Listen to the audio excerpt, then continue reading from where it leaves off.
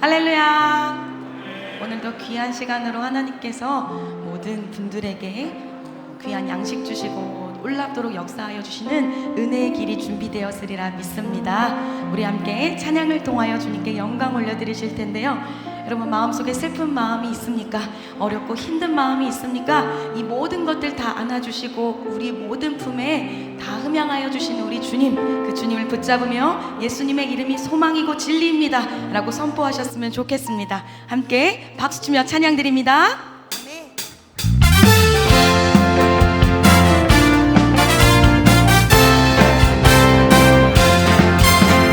슬픈 마음 있는 사람, 예수 이름 믿으면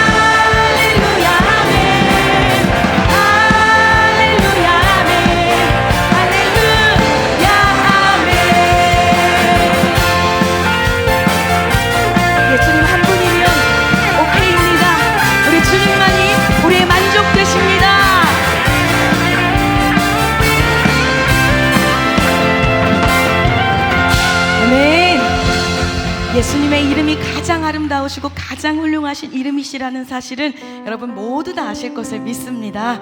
우리 이 시간 그 예수님의 이름을 더욱더 우리 마음속에 품고 자랑하게 하여 주시고 외치게 하여 주시옵소서. 잘 때나 깰 때나 때를 얻든지 못 얻든지 복음을 들고 산을 넘는 그 아름다운 발이 우리의 발이 되기를 소원한다고 우리 이 시간 그 마음을 가지고 다시 한 번 더 사명을 선포함으로 찬양 드리도록 하겠습니다.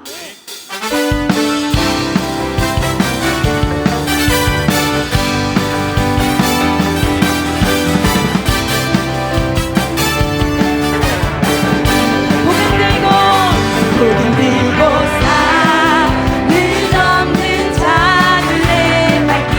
여러분 참 아름다우십니다. 아름다우십니다.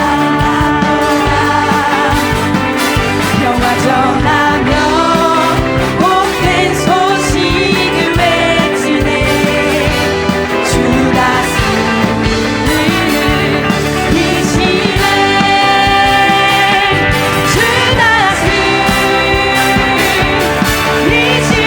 주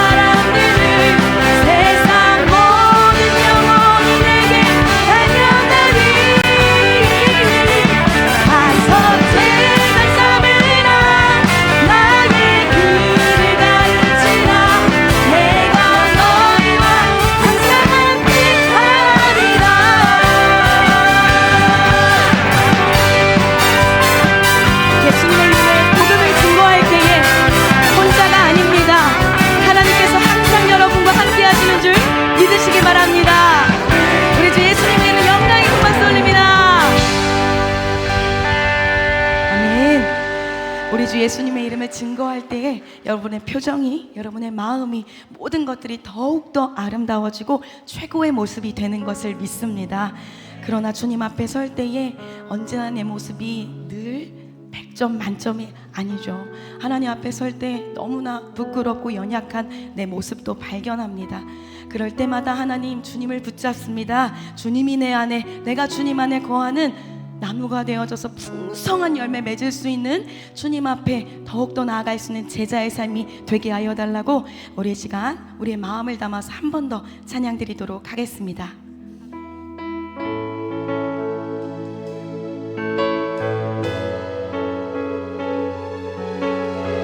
언제나 내 모습,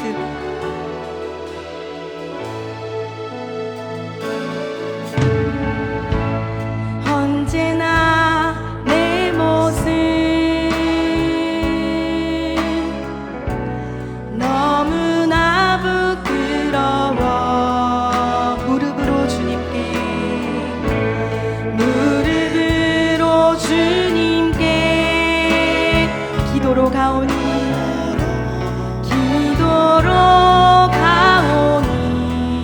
나 홀로 서 있는, 나 홀로 서 있는 죽은 내 영을 깨우사, 죽은 내 영 깨우사. 주님만 나를 깨워, 주님만 나를, 내 영 살게 하소서, 하소서.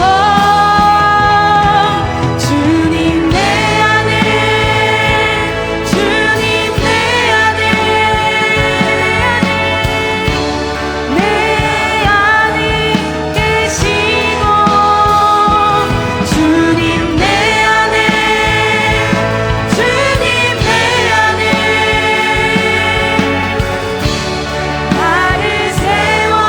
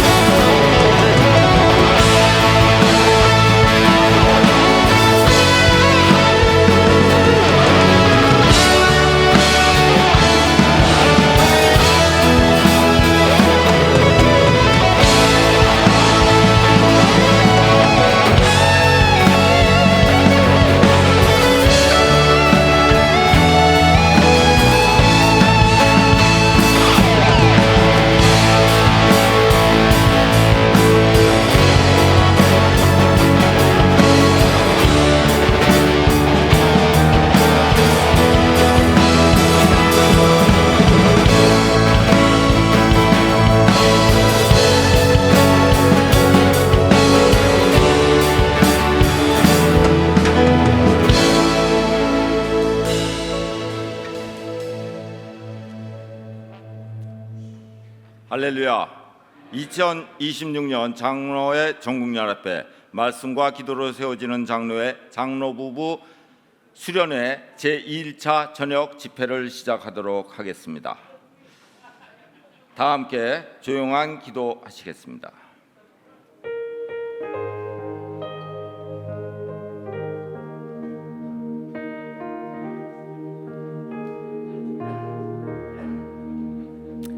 하나님은 영이시니 예배하는 자가 심령과 진정으로 예배할지니라. 2026년 장로부부 수련회 2일차 첫 특강에 주님 함께 하시사 은혜 받는 시간 되게 하옵소서. 아멘. 다 함께 찬송가 421장 내가 예수 믿고 421장 다 함께 찬송하시겠습니다.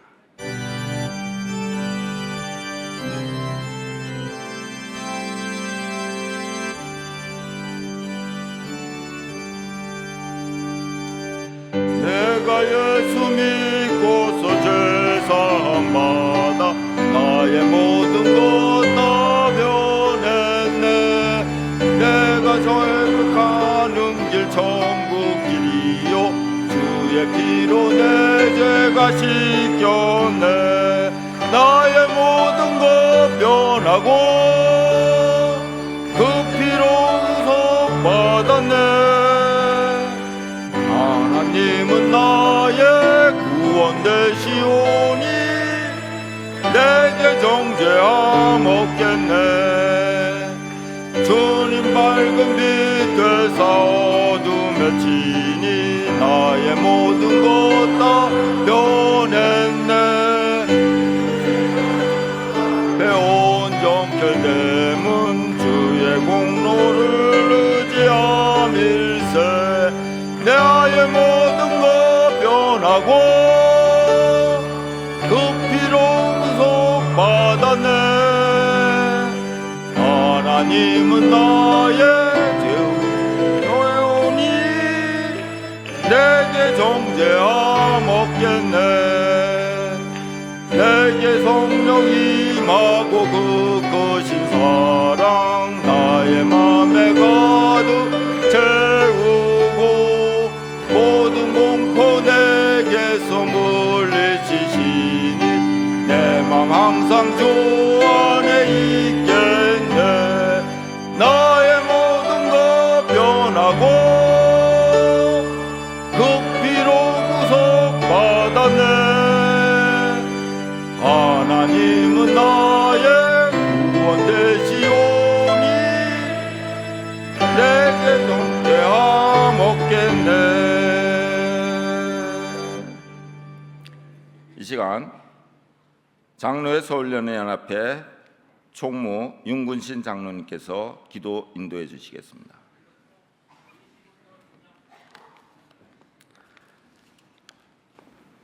사랑과 은혜가 풍성하신 하나님 아버지, 2020년 장로회 전국연합회 장로부부 순회를 허락하시고 아름다운 제주도에서 말씀과 기도를 세워가는 장로회란 귀한 주제로 함께 얘기하며 은혜를 나누게 하심을 진심으로 감사드립니다. 첫날 개회와 주제 강연, 특강의 모든 순서를 하나님 은혜 가운데 잘 마치게 하시고 참석한 모든 장로님과 권사님들 마음마다 성령의 은혜와 회복을 허락하여 주심을 감사드립니다. 오늘은 아침부터 한라에서 백두까지라는 기도회를 제주동 방송을 통하여 드리게 하시니 또한 감사합니다. 이 민족을 긍휼히 여겨 주시고 남과 북이 복음 안에서 하나 되게 하시며 한반도에서 참된 평화와 화해의 길을 열어 주옵소서. 한국교회가 다시 기도의 불길을 회복하고 나라와 민족을 살리는 영적 사명을 감당하게 하여 주시옵소서. 수련의 일정 가운데 허락하신 제주의 아름다운 자연을 바라보며 창조주 하나님을 더욱 찬양하게 하시고 모든 이동과 여행의 시간도 안전하게 지켜주시며 서로를 더욱 사랑하고 섬기는 귀한 교제의 시간 되게 하여 주시옵소서. 특별히 지금 오늘 귀한 말씀을 전하시는 꽃제교회 김성목 감독님께 성령의 능력을 더하여 주시고 장로의 권세라는 말씀을 통하여 장로의 권세가 세상의 권세가 아니라 하나님 앞에 무릎 꿇는 기도와 섬김, 겸손과 순종에 나오는 영적 권세임을 깨닫게 하여 주시옵소서.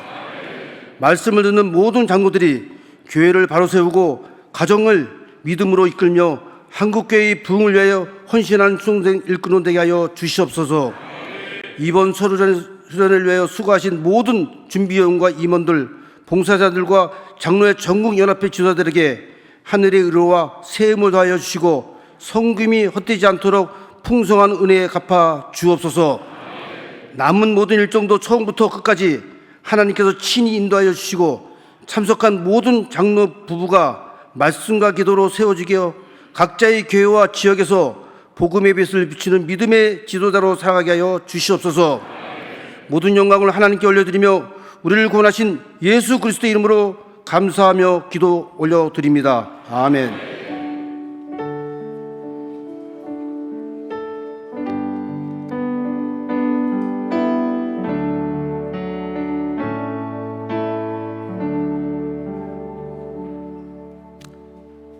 예, 이제 서울연회 중랑지방장로회장 최선홍 장로님께서 성경 봉독해 주시겠습니다.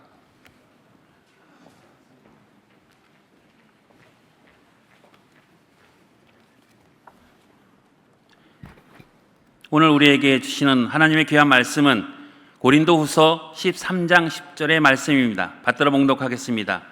그러므로 내가 떠나 있을 때에 이렇게 쓰는 것은 대면할 때에 주께서 너희를 넘어뜨리려 하지 않고 세우려 하여 내게 주신 그 권한을 따라 엄하지 않게 하려 함이라. 아멘.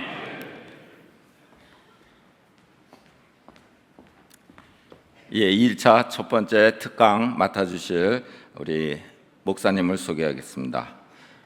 2일차 특강 맡아주신 그 목사님은 현재 서울연회 꽃제교회를 심호하고 계시고 현재 서울연회 감독님이신 김성복 감독님이십니다.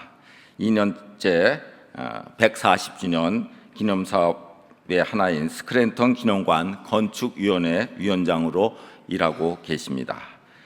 김성복 감독님 나오실 때 큰 박수로 환영해 주시기 바랍니다. 감사합니다.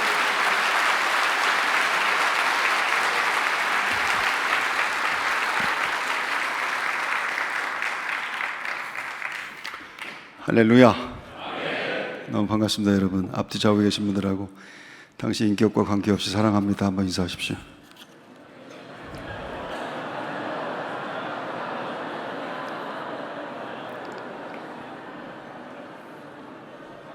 제가 어느 집회 가갖고 얘기를 해봤는데 당시 인격과 관계없이 사랑합니다라고 인사하라고 했더니 그만하세요. 그랬더니 어떤 여자분이 저한테 그렇게는 못하겠습니다 그러는 거예요. 아니 어떻게 인격이 안 되는 사람한테 사랑한다고 할 수 있겠느냐 이렇게 얘기를 하는 겁니다. 만약에 인격으로 인해서 당신이 구원받아야 된다고 한다면 당신이 구원 못 받는다고.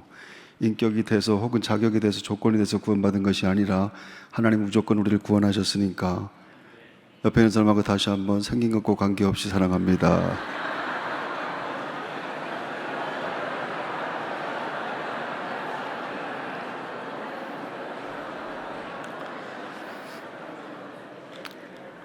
사람 말을 잘 알아듣는 원숭이가 있었는데 이 사람 말을 잘 알아듣는 원숭이를 키우는 주인이 어느 더운 여름날 자기는 대청마루 잠을 자면서 원숭이에게 넌 부채질을 해라 그렇게 얘기했습니다. 말을 잘 듣는 원숭이는 주인님의 말씀을 잘 듣고 열심히 잠자고 있는 주인 옆에서 부채질을 했습니다. 열심히 하고 있는데 그만 파리 한 마리가 날아와 갖고 자꾸 괴롭히는 겁니다. 주인을 깨울 것 같고 그러니까 원숭이가 화가 났습니다.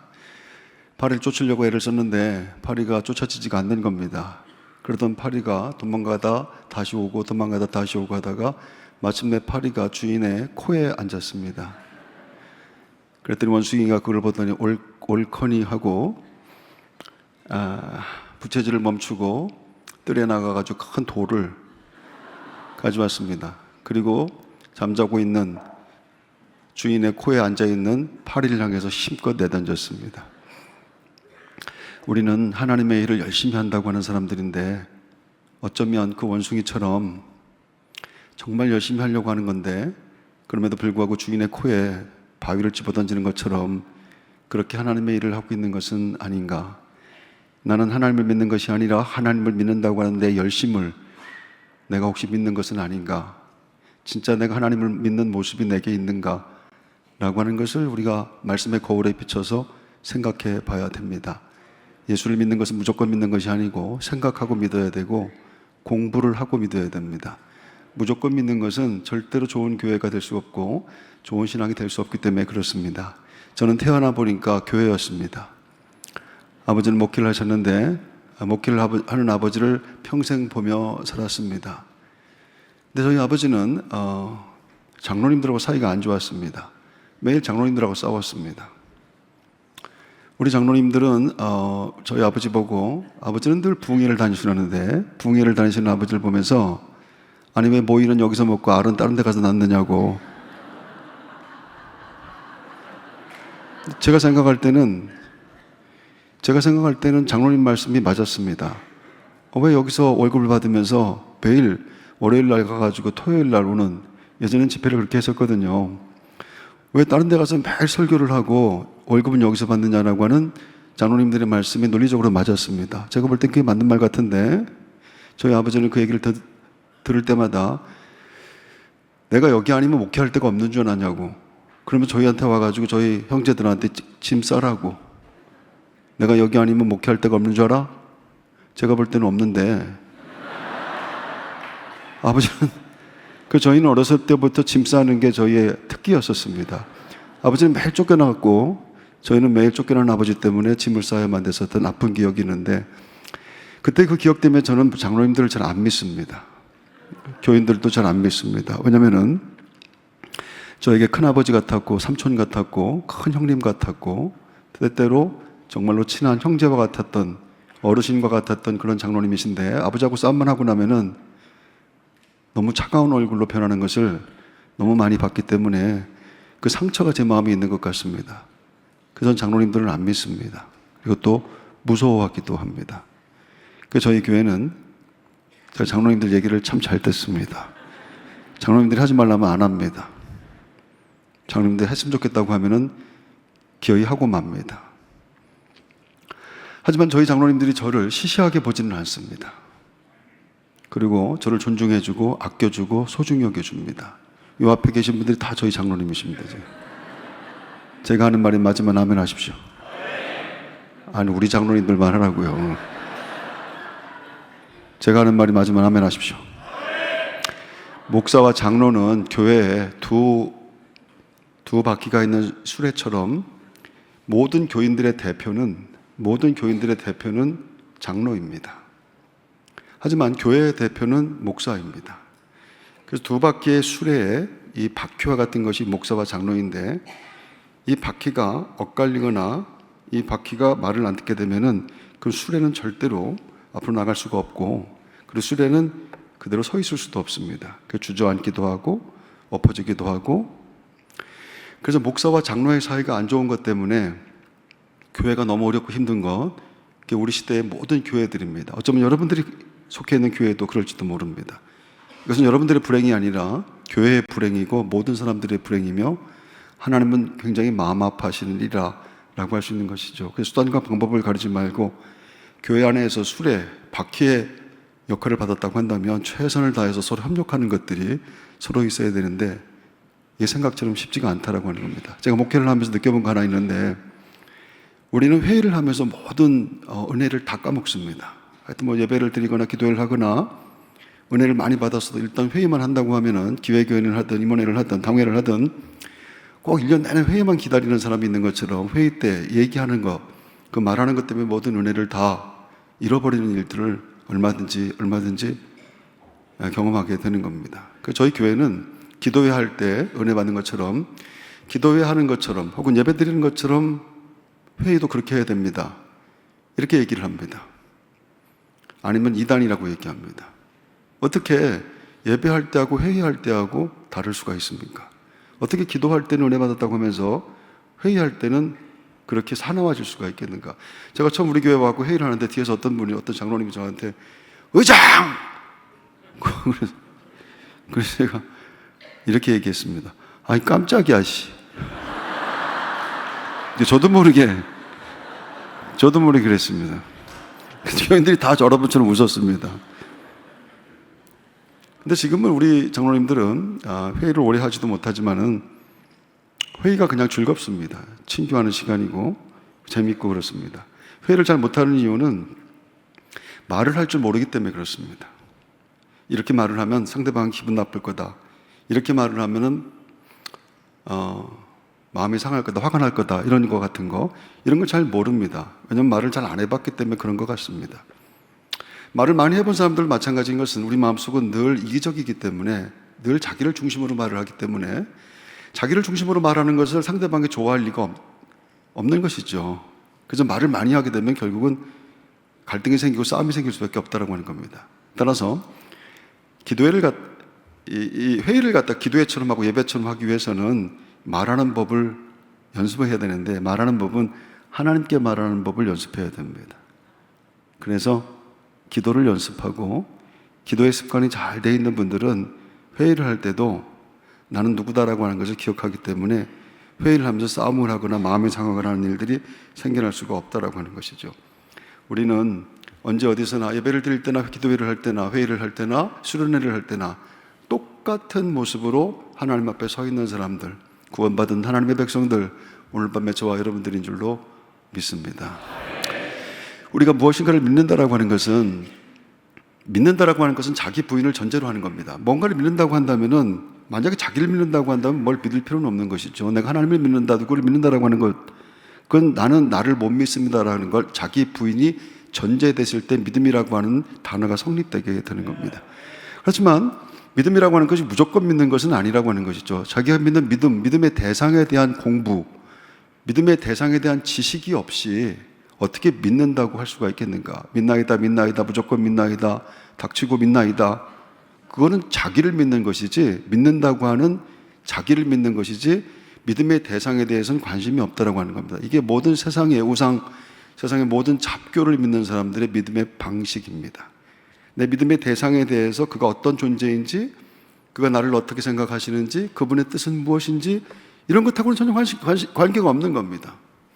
그저 내가 저 믿음의 대상을 통해서 내가 무엇인가를 얻어낼 것인가, 내가 무엇을 이룰 것인가, 내 욕심을 어떻게 채울 것인가 라고 하는 것 때문에 믿는다 하는 것, 그것은 결국 자기를 믿는 것이라 생각할 수밖에 없는 것입니다. 따라서 우리는 말씀을 통해서 믿음의 대상에 대해서 공부를 해야 되고, 연구를 해야 되고, 생각해야 되고, 그리고 믿음의 대상에 대해서 묵상하고, 그 믿음의 대상, 근데 그건 알 수 있는 방법이 없는데 하나님 우리에게 선물로 주신 것이 성경이라고 하는 겁니다.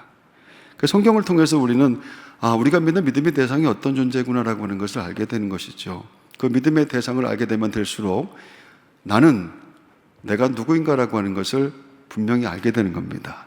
여러분, 피조물은 창조주가 누구인 것, 그것을 알게 될 때 저절로 피조물은 자기 존재에 대한 인식이 생겨나게 되는 것이죠. 이거 내가 만들었어요. 이거 제가 만들었는데 얘는 자기를 몰라요. 근데 내가 만든 이것은 나는 이것이 뭔지를 압니다. 어떻게 쓰임받아야 될지는 안다는 얘기입니다. 근데 이 마이크는 모른다는 얘기예요. 따라서 우리가 하나님에 대한 공부가 분명하다고 한다면, 하나님을 알면 알수록 하나님은 나를 어떻게 만드셨는지, 무엇 때문에 만드셨는지 이것이 알아지게 되는 것, 그것이 분명해지게 되게 되면 필연적으로 사람에게는 겸손한 마음이 생겨나게 되는 것이라. 만약에 그것이 안 된다고 한다면 아직까지도 나는 무엇을 믿는지 모른다라고 하는 거예요. 예수 믿는다고 하면서도 여전히 교만하고, 여전히 자기밖에 모르고, 여전히 자기 탐욕을 위해서 살고, 여전히 자기를 드러내고 싶고, 여전히 사람들이 알아주기를 원하는 그런 신앙생활을 하고 있다고 한다면 자기가 믿는 믿음의 대상에 대해서 아무런 지식이 없다라고 하는 얘기고, 그건 예수 믿는 것이 아닙니다. 그래서 예수를 믿으려고 하면은 잘 생각해야 됩니다. 진지해야 되고, 신중해야 되고, 그리고 공부해야 된다라고 하는 것이죠. 사람들은 자기 자신에 대해서 생각하게 될 때 자기에게 붙어 있는 것을 자기 자신이라고 생각을 합니다. 이를테면 여러분들은 재산이 있습니다. 여러분들은 지식이 있습니다. 여러분들은 명예도 있고 인기도 있고, 여러분들에게는 건강도 있습니다. 여러분은 자식도 있습니다. 또 뭐가 있습니까, 여러분? 잘생긴 외모도 있습니다. 그런 분은 별로 없는 것 같지만, 뭐든 그것을 자기라고 생각하는 겁니다.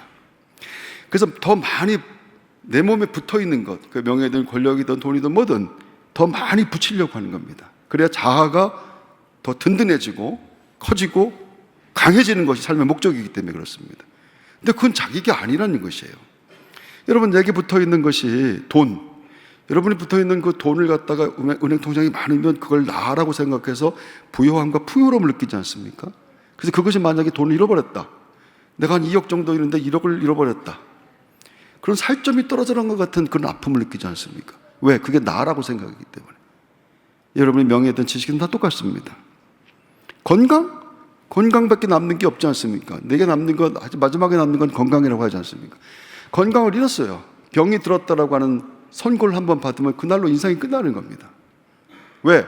건강을 나라고 생각하기 때문에 그렇습니다. 자식 너무 소중합니다. 내 모든 재산을 자식에게 다 물려줘야 되고 내 모든 것을 물려줘야 되는데, 근데 자식의 이름도 기억이 안 납니다. 그리고 그토록 공을 들였던 자식이 나를 알아주지도 않습니다. 그리고 여러분들의 가족 중에서, 여러분의 자녀들의 가족 중에서 여러분의 자녀들이 우리 가족 할 때 여러분들을 포함시키지 않습니다. 여러분들도 그랬습니다. 우리 가족, 내 아내, 내 자식, 이게 우리 가족입니다. 우리 아버지, 어머니는 우리 가족이 아닙니다. 여러분의 자녀들도 마찬가지입니다. 그러면 그 자녀들이 내게서 소외감을 느끼게끔 만들고 내게서 떨어져 나갔다라고 하는 걸 느낄 때, 결혼을 해서 나갔습니다, 아니면 무슨 이유로 해서 나갔습니다, 연락이 안 됩니다, 그럼 내가 막 살점이 떨어져 나가는 것 같다는 아픔을 느끼는 거예요. 왜? 내게 붙어있는 그 자식이 나인 줄 알았는데. 그러면 내게 끝까지 붙어있을 것이 하나라도 있습니까? 돈이 붙어 있습니까, 여러분에게? 지식? 책을 읽어도 읽을 수가 없습니다. 잊어버려서. 눈이 아파서 볼 수가 없습니다. 그렇죠? 잊어버리기 때문에 말입니다. 건강? 여러분들이, 제가 딱 여기서 보니까 앞으로 50년 이상 사실 분은 딱 한 분밖에 안 계신 것 같아요, 여러분. 여러분의 자녀? 다 내게서 떨어져 나갑니다. 그럼 그건 떨어져 나갈수록 내게 살점이 떨어져 나간 것 같은 너무 아픔이 계속해서 있을 겁니다, 앞으로도. 건강도 떨어져 나갈 겁니다. 뭐가 남습니까? 도대체 뭐가 남길래 그것을 붙들려고 꼭 바닷물을 주먹으로 쥐면 다 빠져나가는 것처럼 결국 다 빠져나가는데 남는 게 뭐가 있습니까? 남는 거는 예수 믿는 믿음밖에 없어요. 아멘 하십시오. 예수 믿는 믿음 외에는 남는 게 아무것도 없다라고 하는 것을 깨닫는 그 순간에 진짜 믿음이 시작되게 되는 것입니다. 여러분께서 꼭 기억해야 됩니다. 어느 시인의, 제가 지난주에 읽은 시 가운데 일주일 내내 기억나는 시가 하나가 있었어요. 그 시인이 뭐라고 얘기를 했냐면, 우리 교인들한테도 말씀드렸습니다마는, 야, 너무 심각하게 살 거 없다. 어차피 여기서 살아나갈 사람 하나도 없다. 그러는 거예요. 심각하게 살 거 없어. 여기서 살아나갈 사람, 이 지구에서, 이 세상에 살아나갈 사람 아무도 없단 말이에요. 다 죽어. 잘난 척하지 말고, 주눅 들어갖고 창피하지 말고, 부끄러워하지 말고, 남 부러워하지 말고, 어차피 이 세상에서 살아나갈 사람 하나도 없다라고 하는 거죠. 너무 나는 굉장히 마음이 와닿는데 여러분들 별로 그렇지는 않은 것 같아요. 이 세상에서 살아나갈 사람 하나도 없어요. 예수 믿는 사람만 살아나갑니다. 그분만이 길이고 생명이라고 말씀하셨기 때문에. 근데 그걸 누구나 믿는 것은 아니란 말입니다. 그게 믿어지는 사람이 있고 그게 믿어지지 않는 사람이 있는 것이에요. 교회를 다닌다고 그게 믿어지는 것도 아닙니다, 여러분. 성경을 읽는다고 믿어지는 것도 아니에요. 성령이 밝혀주시고, 성령이 알게 해주시고, 성령이 인쳐주시고, 성령이 깨닫게 해주시는 은혜가 있어서 그것이 믿어지네. 그것이 믿어지는 것, 그것이 에베소서 2장 8절의 말씀처럼 그게 선물이라는 거예요. 아, 하나님이 내게 선물을 주셨어요. 고린도후서 2장 22절에 보면은 성령으로 인치심을 주셨다, 이렇게 표현을 합니다. 그래서 우리는 성령으로 인치심을 주셨다라고 하는 것, 그것은 성령이 그것을 믿게 만드셨다라고 하는 겁니다. 그래서 그것을 담보로 주셨다고 얘기를 하죠. 담보는 헬라어로 알라본이라고 하는 건데, 담보하고 보증은 다른 겁니다. 그것을 담보로 주신 게 아니라 보증으로 주셨다, 이렇게 해요. 예수 믿는 믿음을 보증으로 주셨다라고 하는 그런 얘기입니다. 여러분, 보증은, 담보는 이거 담보로 줄게 10만 원만 줘. 그건 담보예요. 내 보증금, 이 전세가 1억인데 보증금으로 시계 맡길게. 이건 안 됩니다. 내가 줘야 될 것하고 똑같은 걸 줘야 되는 거예요. 그러면 내가 보증금이 10만 원이면은, 전세가 10만 원이면 보증금으로 1,000만 원을 내겠다. 그걸 보증이라고 얘기하는 겁니다. 그러면 성령을 보증으로 주셨다라고 하는 얘기가 무엇이냐면은 성령은 하나님 나라, 천국 이런 것인데 내게 믿음을 선물로 주셨다. 그것은 내가 하나님 나라 가게 되면 받을 것, 상급, 축복, 은혜, 하나님 나라 가서 받을 그 아름다운 그거를 하나님이 보증으로 주셨다. 똑같은 것으로 주셨단지, 똑같은 거, 다른 거 말고 똑같은 거. 그러면 내가 문득문득 신앙생활하면서 그것을 느끼고 있다는 얘기예요. 왜? 나는 예수 믿는다고 하고 있으니까 지금. 예수 믿는다고 하는 것은 성령의 인치심이 있어야만 하는 것이거든요. 성령의 인치심이 나에게 있는 거야. 내가 믿음이 크든 작든 그런 것하고는 전혀 관계없어요. 그래서 나는 예수를 믿으면서 믿음이 생긴 것을 나도 스스로 알게 되고, 믿음이 큰 것 같지는 않지만 때때로 의심하긴 하지만 내게 믿음이 있는 것을 나는 알아. 그러니까 주일마다 교회를 가고, 그러니까 제주도까지 와서 수련을 참석하고, 이 모든 것들이 믿음이 있다라고 하는 것의 증거 같은 것입니다. 근데 우리는 예배를 드리거나 신앙생활을 하는 게 만만하지는 않아요. 목사가 이렇게 마음에 안 들 때도 많습니다, 여러분. 목사가 꼴보기 싫을 때도 있고요. 여기 기둥이 없어서 그렇지만 목사가 꼴보기 싫으면 기둥 뒤에 꼭 앉습니다. 그리고 교회를 오랫동안 다니다 보면 여러분 딱 보니까 한 5, 60년씩은 교회 다니셨는데 정말로 싫은 사람들이 있어요. 정말로 꼴보기 싫은 사람들. 머리카락을 다 뽑아버리고 싶고 막 그런 사람도 있어요. 근데 이상하게 교회를 떠나지는 않아요. 왜 교회를 떠나지 않는 겁니까? 여러분, 목사가 설교를 할 때, 목사님이 설교를 할 때 똑같은 얘기 다 하는 겁니다. 제가 오늘 여러분들한테 뭐 특별한 얘기 할 것 같아요. 제 다음번 나오시는 강사가 누군지 모르겠습니다만 다 똑같은 얘기예요. 예수가 그리스도이시다. 아니, 그거 왜 무슨 얘기를 또 해? 근데 우리 지금 매일같이 그 소리를 듣지 않습니까? 평생 50년 동안 그 소리 들었는데. 찬송하는 것도 똑같아요. 우리는 드라마도 똑같은 드라마 보지 않아요. 영화도 몇 번, 아무리 재밌어도 몇 번 안 보지 않습니까? 근데 왜 똑같은 설교를 계속 듣습니까? 그리고 똑같은 노래도 유행하는 게 있잖아요. 지금 BTS지만은 옛날에 우리가 좋아했던 노래들 있지 않습니까? 근데 그 노래를 계속 똑같은 걸 부르지는 않는다는 얘기. 근데 우리는 매일 똑같은 거 부른다는 얘기야. 191장. 내가 매일 기쁘게 순례의 길 행함은 따라하잖아. 아니, 왜 따라하는 거야, 이 노래를 근데? 이 노래를 몇 번 하셨나 한번 생각해 보세요. 이거 있잖아요. 1000번도 넘게 불렀어요, 여러분, 평생 동안. 근데 왜 똑같은 노래를 부르는데 마음이 뜨겁죠? 왜 똑같은 노래를 불렀는데 이게 감동이 되거나 똑같은 말씀을 듣는데 왜 마음이 뜨거워지고 또 감동이 되고 하는 일들은 왜 일어나는 것일까, 그거는. 그게 성령의 인치심, 알라본으로 준 보증이라고 하는 거예요. 성령의 보증이라고 하는 것이라서 나는 그 맛을 봤어요. 우리는 그 맛을 봤기 때문에 절대로 교회를 떠날 수가 없어요. 아니, 교회는 떠날 수 있어도 예수를 떠날 수가 없는 거예요. 왜냐하면 나는 내가 찬송하면서 말씀을 들으면서 내 안에 오신 예수를 나는 체험했기 때문에 그런 거예요. 아, 나는 천국 가면 이런 기쁨이 있겠구나. 찬송을 부르면서 똑같은 말씀을 듣지만 성도들의 얼굴을 보면서 일을 하면서 그런 기쁨이 내게 이미 맛보았다는 얘기. 이건 세상이 줄 수 없는, 세상은 알 수도 없는 그런 평안, 그런 기쁨, 이걸 나는 맛을 봤네. 그래서 우리가 예수를 떠날 수가 없는 거예요. 구원받은 증거인 줄로 믿습니다. 할렐루야. 눈 좀 뜨십시오, 여러분. 자, 우리 교회에서 설교할 때 눈 감고 그러면 제가 설교를 못 해요. 죄송하지만 금방 끝날 테니까 눈을 뜨시라니까요. 뜬 거야? 그게? 감사드려요. 아유, 감사합니다, 여러분. 우리는 그렇게 하나님 앞에 서 있는 사람들인데, 자, 그러면은 하나님께서 우리를 만드셨을 때 내게 붙어 있는 것은 나를 생각하지 말고 하나님 앞에 서 있는 존재이고 하나님 나를 창조하셨습니다 라고 하는 것이 우리의 고백입니다. 그 창조의 목적은 찬송 받으시기 위해서 나를 창조하셨다, 영광 받으시기 위해서 나를 창조하셨다, 이렇게 말씀하는 거예요. 그래서 저와 여러분들은 하나님을 찬송하는 것이 우리의 만들어진 목적인 것을 기억해야 될 줄로 믿습니다. 근데 성경이 말하는 하나님이라고 하는 존재의 두 가지 특징이 있어요. 성경이 말하는 하나님이 어떤 분이시냐라고 얘기할 때 딱 두 가지로 얘기할 수 있는데, 하나는 창조, 하나는 질서입니다. 하나님은 창조의 하나님이십니다. 아멘 하십시오. 아멘. 하나님은 질서의 하나님이십니다. 아멘. 할렐루야. 아멘. 하나님은 창조하셨어. 온 세상 만물을 창조하시고, 그리고 또 우리 인간을 창조하시고 나를 창조하셨어요. 나를 창조하신 그분이 내 주인이십니다. 왜냐하면 나는 그분이 나를 창조하셨기 때문에 그분의 뜻, 그분의 계획, 그분의 생각, 그것이 내 뜻과 계획과 생각보다 훨씬 더 중요합니다. 내 뜻과 생각, 계획은 아무것도 아니에요. 나를 만드신 그분의 뜻이 내게 가장 중요합니다. 그게 모든 예수 믿는 사람들이 가장 기본적인 고백이라고 하는 겁니다.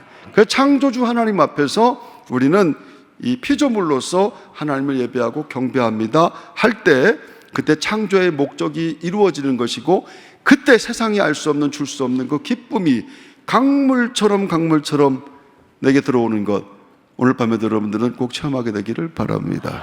두 번째는 이 질서라고 하는 거죠. 하나님은 질서의 하나님이신데 그 하나님께서 만드신 모든 우주와 만물은 질서로 움직이게 되는 거예요. 그래서 지구가 자기가 스스로 자전하는 것도 질서입니다. 이거 안 돌면 타 죽든지 안 얼어 죽든지 합니다. 그리고 태양을 중심으로 해서 돌아가는 거 공전이라고 합니다. 이것도 안 하게 되게 되면 그러면 타 죽든지 아니면은 얼어 죽든지 그렇게 되는 거예요. 온 우주의 은하계 6천억 개, 수금, 지화, 목도, 천의 성, 이 8개 행성, 이것이 태양계 행성인데 이게 질서 있게 움직이는 거예요. 내가 한 것이 아니에요. 아침 해가 뜬 것이 내가 한 것이 아니에요. 달이 뜨는 것이 내가 하는 것이 아니에요. 이거 하나님이 하시는 거예요. 이게 질서를 만들어내시는 하나님, 창조된 세계를 질서 있게 움직이시는 하나님의 일이신 줄로 믿습니다. 그리고 6천억 개가 되는 이 은하계의 별들, 그 6천억 개로 구성된 은하계가 끝도 없이 없는 우주, 그것도 하나님이 만드신 것이, 그 모든 것들이 질서에 의해서 움직이는 것이고, 그 질서가 깨질 때 지구는 한순간에 망할 수 있고 우리는 모두가 한순간에 다 죽을 수가 있습니다. 근데 그건 깨지지 않아요. 왜? 하나님이 붙잡고 있기 때문에 그런 거예요. 그게 우리가 갖고 있는 믿음이에요. 그렇다고 한다면 온 우주도 그런 것처럼 우리가 사는 지구도 마찬가지예요. 산도 있고 바다도 있고 강도 있고 개천도 있고 나무도 있고 꽃도 있고 남자도 있고 여자도 있고 조화 균형으로 하나님은 모든 것들을 만드셨다라고 하는 거죠. 근데 이 조화 균형이 깨지게 될 때 그때부터 문제가 생기기 시작하는 거예요. 여러분, 우리가 이제 기후변화 뭐 이런 얘기하면서 질서가 깨지는 것을 통해서 지금도 저 아르헨티나 쪽에서는 너무 추운 강추위가 왔습니다. 그리고 플로리다 쪽에서는 너무너무 더워가지고 견딜 수가 없을 만큼 이게 질서가 깨져갖고 일어나는 일이라고 하지 않습니까? 그런 것뿐만 아니라 우리의 삶 가운데 일어나는 모든 질서들도 마찬가지죠. 그 질서가 깨지는 것 때문에 모든 문제들이 생겨나게 되는 거죠. 1884년 독일의 천재 철학자 프리드리히 니체라고 하는 사람이 나왔는데, 니체가 뭐라고 얘기하냐면 신은 죽었다 그렇게 말했습니다. 신은 죽었다. 그의 아버지는 목사인데 신을 믿는 사람들, 캐톨릭을 믿는 모든 그 시대의 사람들이 자기가 믿는 것하고 삶하고 너무 다르기 때문에 그렇다고 하면 신은 죽은 것이다라고 이렇게 얘기를 하는 거예요. 그렇게 얘기를 하면 중세 1000년에 이 신종론이 무너지게 됩니다. 우리는 그나저 잘 살든 못 살든 하나님이 우리를 지배하시고 하나님이 우리의 주관자이시고 하나님이 창조주이시고 그분 앞에 우리는 피조물이고 경배하는 존재이고 이게 다 모두 당연한 1000년 동안의 고백이었었는데 그게 다 무너지기 시작한 겁니다. 그 질서가 깨지기 시작한 거예요. 질서가 깨지면서 나타나게 되는 현상, 모든 세상의 현상들이 바로 그런 현상들입니다. 남자가 있으면 여자가 있고 아버지가 있으면 자녀가 있고 뭐 이런 질서들이 다 있어야 되는 건데 질서가 무너지기 시작했어요. 질서가 무너지기 시작하면서 이제는 우리에게는 스승이 없습니다. 학교가 무너졌습니다. 부모가 없습니다. 아비가 없는 시대가 되어버렸습니다. 누가 아비를 존경합니까? 우리 시대에는 목사라는 것이 없어요. 별로 이렇게. 여러분, 제가 여러분들에게, 여러분이 제게 있잖아요. 제가 서울연예 감독인데 여러분이 제가 김성복이라고 하는 사람인데 여러분이 저한테 미스터 김, 그럼 저는 그냥 미스터 김이에요. 감독님, 우리 감독님, 그럼 우리 감독님이에요. 감독회장님, 미스터 김, 그럼 그냥 미스터 김이에요. 우리 감독회장님, 우리 모두의 대표자, 이렇게 말하면은 그럼 그분은 대통령하고 얘기하고 시장하고 얘기하고 교회에 대해서 함부로 하지 말라고 얘기하고 권위가 생기게 되겠죠. 근데 그냥 뭐 성복 씨 막 그러면은 아무것도 아니에요. 여러분들도 마찬가지입니다. 여러분의 교회 목사님들에 대해서 여러분이 스스로 별것 아니다 생각하게 되면 여러분의 교회는 별것 아닌 것이 되고 여러분도 별것 아닌 것이 돼요. 여러분의 성함을 갖다가 막 집사님이나 새로운 사람들이나 어린애들이나 여러분 이름 막 불러가면서 요즘 초등학생들이 대통령 이름 막 불러가면서 막 그러는 것처럼 말이에요. 여러분 교회에서 그렇게 한다고 생각해요. 그 질서가 무너진 것인데 질서가 무너진 곳에 무슨 평화가 있겠으며 질서가 무너진 곳에 무슨 권위가 있겠으며 질서가 무너진 곳에 무슨 품위가 있겠습니까? 근데 이걸 자기 스스로가 다 무너뜨리고 있는 거예요. 아버지도 없어요. 선생님도 없어요. 목사님도 없어요. 존경하지 않습니다. 존경하고 싶은 마음이 없어요. 존경할 사람도 없지만 존경하고 싶은 마음 자체가 없어진 것. 그게 질서가 없어진 세상. 성경은 그것을 마지막이라고 얘기하게 되는 겁니다. 여러분들은 하나님께서 이렇게 세워주셔서 교회 장로로 이렇게 세워주신 분들인데 이것은 하나님께서 내게 주신 사명이고 그래서 내가 장로 될 때 처음에 제가 목사 될 때도 마찬가지였지만 우리가 안수를 받을 때 제가 하나님 나라를 위해서 생명까지도 바치겠습니다라고 하는 고백을 가지고 오늘날에 이르렀는데 생각만큼 해피하지가 않은 거예요. 그건 왜 그런 겁니까? 우리 속에 질서가 무너졌기 때문에 그것은 하나님이 내게서 너무 멀어졌기 때문이라고 하는 뜻이 아니겠는가? 그래서 우리 안에 질서를 세운다라고 하는 것은 여러분 그 질서라고 하면 남자가 있고 여자가 있고 그런 거예요. 남자 여자 그런 게 없어져 버렸어요. 그래서 동성애가 생기는 거예요. 여러분 동성애는 로마 시대부터 있지 않았습니까? 여러분 이거 보면 옛날에 하수구가 있어요. 지금도 하수구가 있고 상수도가 있지 않습니까? 하수도는 들어온 것들을 내려가는 땅 밑에 흐르는 것이고 상수도는 사람이 먹는 물이에요. 옛날에도 있었어요. 그런 거 다 그냥 시시하면서 지금은 그렇지 않아요. 이게 올라와 버렸어요. 이렇게 다 상수도하고 합쳐져 버렸어요. 그 물을 사람들이 다 마시고 있는 거예요. 그래서 막 벌거벗고 다니는 거예요. 막 남자끼리, 여자끼리 뭐 이런 동성애 같은 거 아무 말도 못 합니다. 왜? 저마다치 소견에 오를 대로 사는 것 그것이 가장 중요한 가치가 되어버린 시대. 그것이 질서가 무너진 시대라. 하나님이 없는 시대라. 신은 죽었다라고 하는 시대라. 그 시대를 살고 있으니까 그 마지막 시대에 믿음을 갖고 살려고 하는 것이 얼마나 귀하고 가치 있는 일인가. 하나님이 마지막에 우리를 믿으셨기 때문에 이렇게 믿음으로 세워주시고 예수 믿기 어려운 시대에 장로로 세워주셔서 힘든 교회들을 붙잡고 계시고 교회를 세우라고 하시는 하나님의 말씀 우리에게 하시는 줄로 믿습니다. 교회는 자발적인 공동체입니다. 그래서 교회는 여러분들 누가 억지로 오라고 해서 온 것도 아니고요. 여러분 주일마다 억지로 오라고 해서 여러분 교회 가는 거 아니지 않습니까? 누가 억지로 하여튼 헌금 안 내기만 해봐 가만두나. 그래야 헌금 내는 사람이 어디 있어요? 기도회를 오는 것든 밥하는 것이든 주차 봉사를 하는 것이든 다 자발적으로 하는 것이지 목사가 막 시킨다고 합니까? 웃기고 있는데 네가 뭔데 시켜? 그러기만 할 말이 없는 거예요 이거. 근데 우리는 자발적으로 그 일을 다 하고 있는 거예요. 이렇게 자발적으로. 그거는 나는 절대로 그럴 수 없는 사람인데 내 안에 계신 예수 그리스도가 내 안에 계신 그분이 나를 그렇게 하도록 만드시네.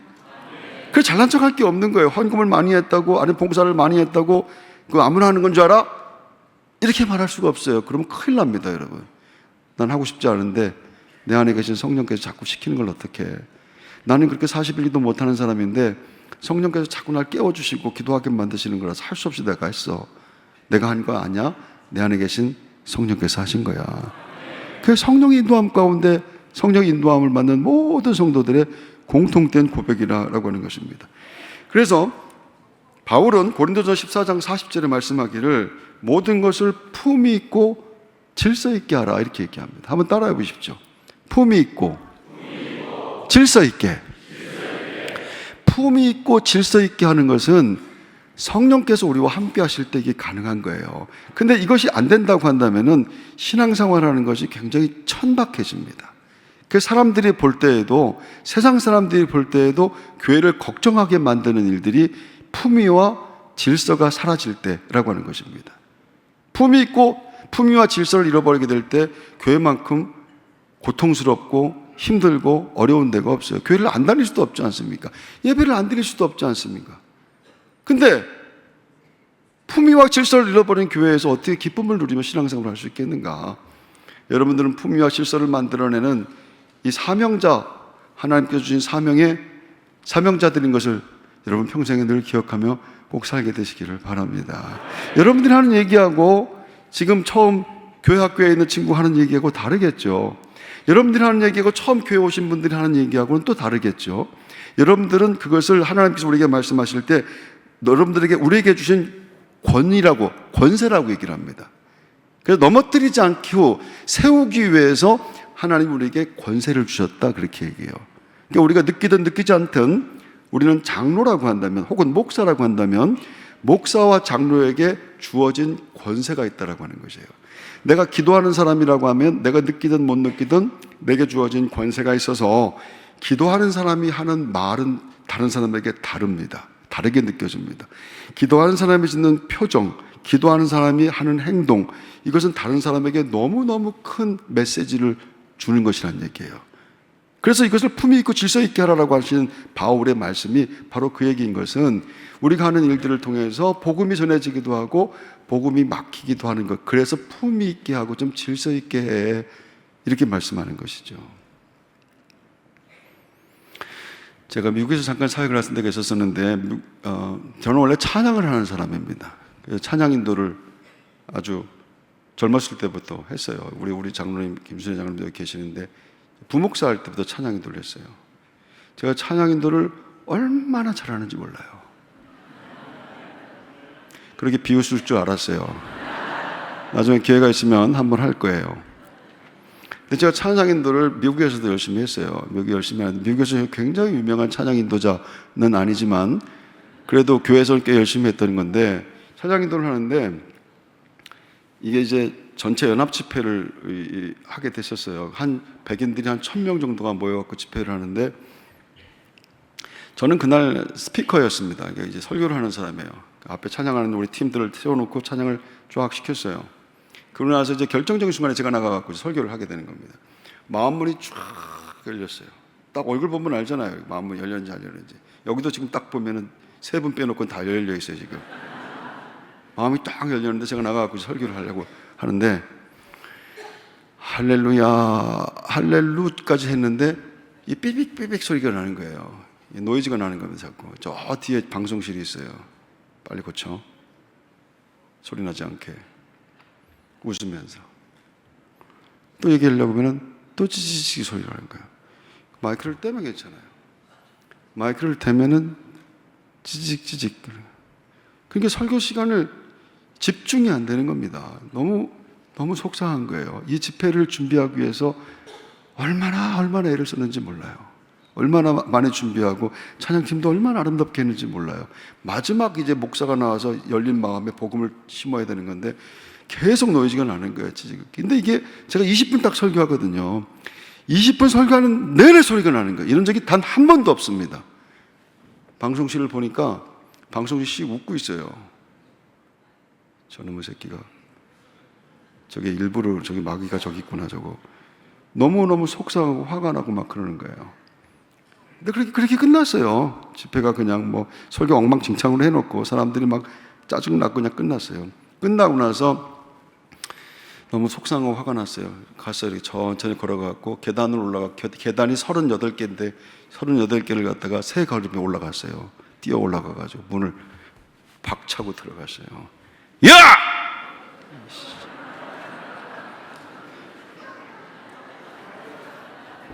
이 마귀 새끼야. 이 마귀 새끼야. 라고 하려고 했는데 유학으로 와가지고 방송실에서 봉사하는 친구였어요. 청년이었어요. 너 고치려고 얼마나 애썼냐? 마음이 얼마나 탔냐? 나도 이렇게 가슴이 뜨겁고 가슴이 막 타들어가는데 너는 얼마나 속이 탔냐? 내가 너 위로하기 위해서 여기 세 걸음에 여기 올라왔다. 여기를 박차고 들어가는 순간에는 내가 이 마귀 새끼야, 너 그러려고 그랬는데 순식간에 갑자기 성령께서 나한테 말씀하셨어요. 네가 하는 말로 걔 영혼을 파괴할 수가 있다. 여러분이 하는 얘기가, 여러분이 하는 목사에 대한 욕이 한 사람의 영혼을 파괴합니다. 여러분이 하는 교회에 대한 불평이 다른 사람 천국길을 막아버립니다. 왜냐? 여러분들은 장로님이시기 때문에 그래요. 교회 안 된다고 하지 마십시오. 교회는 여러분들이 되고 안 되고 그러는 곳이 아니에요. 교회는 하나님이 주인이에요. 하나님이 망하게 하면 망하는 거예요. 아니, 하나님 망하게 했는데 왜 자꾸 살아나려고 하는 그것도 안 되는 거예요.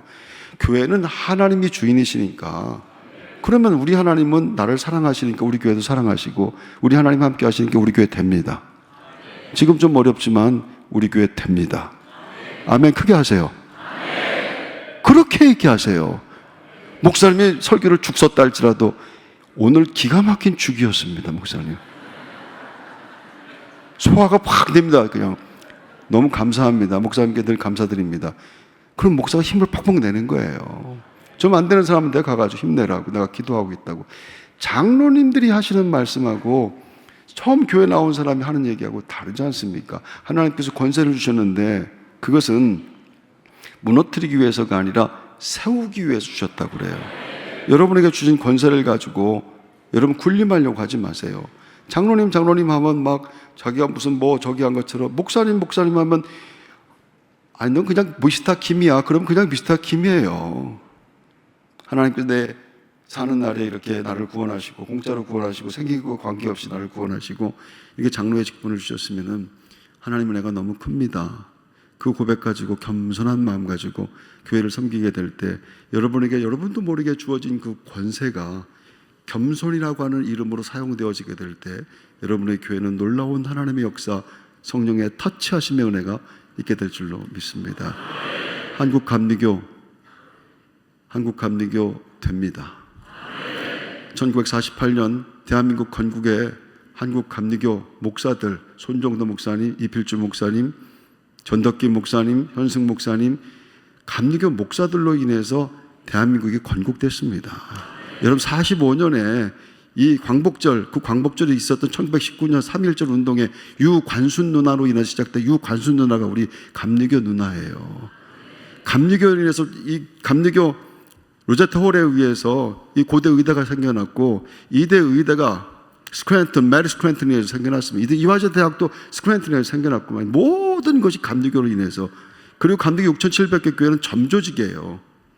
이 점조직으로 만들어진 교회가 감리교도 아닙니다. 우리가 한번 정말로 하나님 앞에서 겸손한 마음으로 엎드리고 우리에게 주신 권세를 사람들을 세우는 것을 위해서 사용하게 될 때 하나님은 우리 사는 시대에 놀랍고 엄청난 부흥을 다시 허락하실 줄로 믿습니다. 좀 봐주세요. 좀 봐주고 좀 용서해주고, 저거 좀 모자란 것이 보이면 저 사람 저거 모자라네, 저거 내가 좀 채워줘야겠다, 이런 마음을 갖고 교회를 섬겨서 여러분이 주어진 권세가 하나님 나라를 세우는데 아름답게 쓰여지는 것 되시기를 주의 이름으로 축원합니다. 하나님 아버지, 오늘 밤에도 이렇게 귀한 말씀의 자리를 허락하여 주셔서 감사합니다. 우리는 평생 주님 나라 갈 때까지 예배하는 사람들인데 우리의 예배가 하나님께 복된 예배가 되게 하여 주시옵시고 신실한 예배가 되게 하여 주시옵소서. 우리에게 주신 권세는 교회를, 성도를 넘어뜨리려고 한 것이 아니라 세우려고 주신 것이라고 했으니 섬기는 모든 교회마다 사랑하는 장로님들, 하나님 아버지 세우는 일들, 귀한 권세를 아름답게 사용하는 복된 장로님들에게 은혜를 베풀어 주시옵소서. 이제는 성부, 성자, 성령 삼일체 되신 우리 하나님의 놀라운 사랑과 은총이 우리 기독교 대한감리회 장로회, 사랑하는 모든 장로님들, 섬기는 모든 제단 위에 지금으로부터 영원토록 함께 하시기를 간절히 축원하옵나이다.